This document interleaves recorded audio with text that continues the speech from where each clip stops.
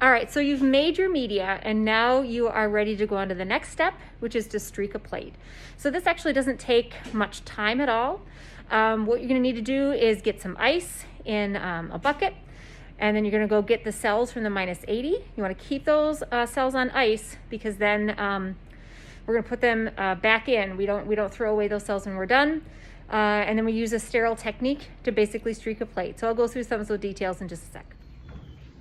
Back down here on the first floor of biology, this is where our ice maker is. So we're gonna go grab some ice. So back into our molecular biology lab. This is where we have our ice maker. So Kayla's gonna grab some ice here.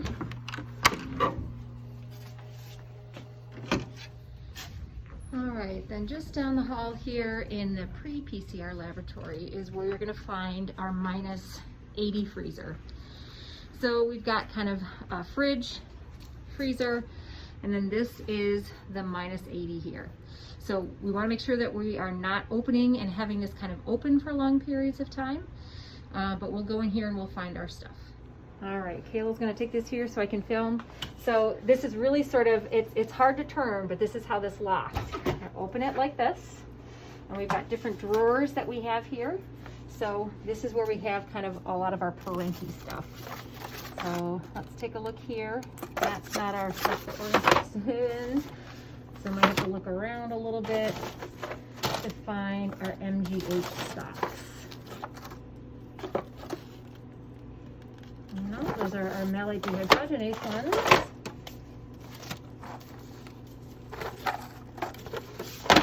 All right, you can probably stop filming. Okay.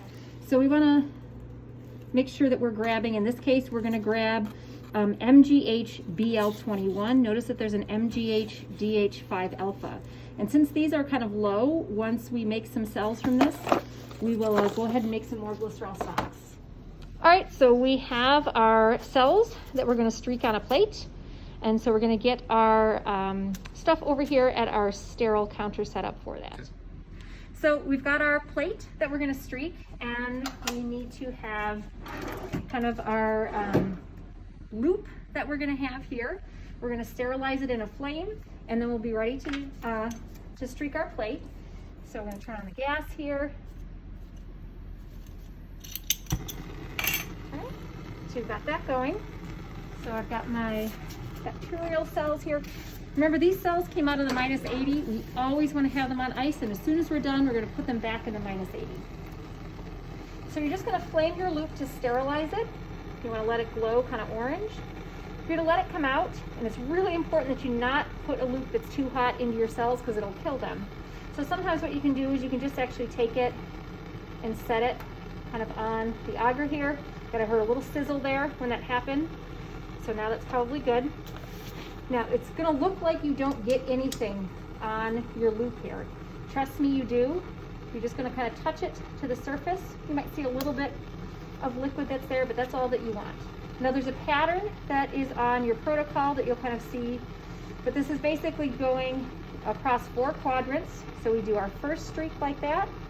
Our second streak kind of goes through our first pattern. Essentially what we're doing is we're diluting this because we want to get to the point where we just have single cells that are growing so we can get a well-isolated colony.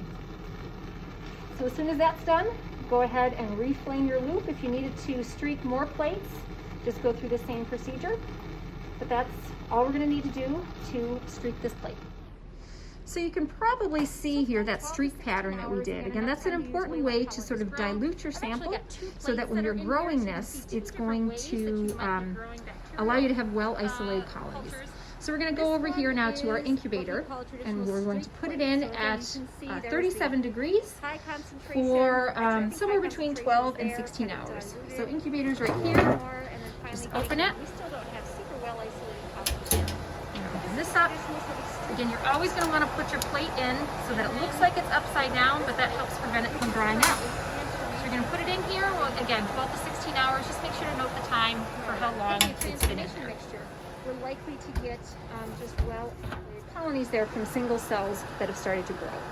so now what we're gonna need to do is we're gonna need to wrap these plates in parafilm, and then they can be stored in the fridge for anywhere from 4 to 8 weeks so that the cells stay viable.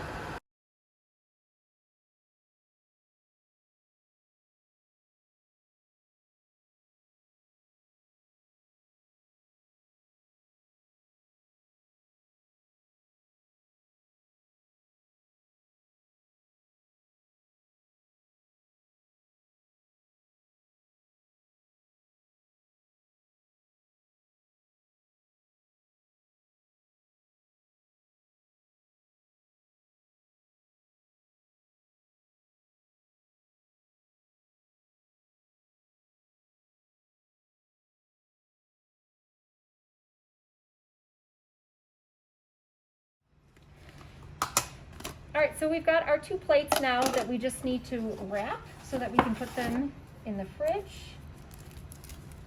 Let's see. So we're going to take 2 squares of parafilm per plate. So just kind of 2 squares here. We're going to do that twice. We've got 2 plates. Okay, you're just going to take this. You're going to kind of wrap it around, and then you'll be able to pull it and just kind of wrap it around the plate like that. There's one that's wrapped. Do the second one. And again, once these are wrapped like this, it kind of doesn't matter whether you store them right side up or upside down in the fridge. I still tend to store stuff upside down because that's where we have all of our writing, is on the plate side. So then these guys are ready to go in the fridge to be stored till when you're ready to use them.